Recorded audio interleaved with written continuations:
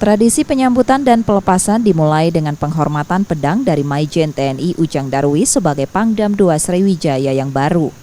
Dilanjutkan dengan penghormatan pasukan dan Pangdam II Sriwijaya serta istri melintasi pedang pora, hingga penghormatan dari seluruh jajaran serta penciuman pataka Kodam II Sriwijaya.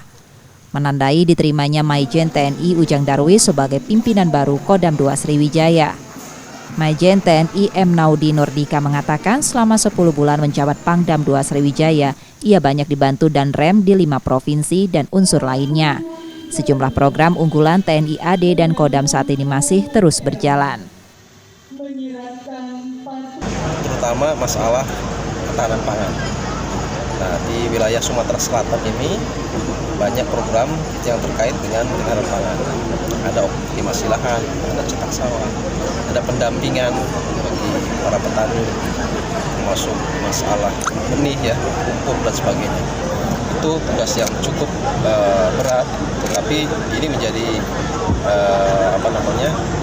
sesuatu yang harus kita lakukan dan ini menjadi program unggulan kita, termasuk program unggulan Angkatan Darat.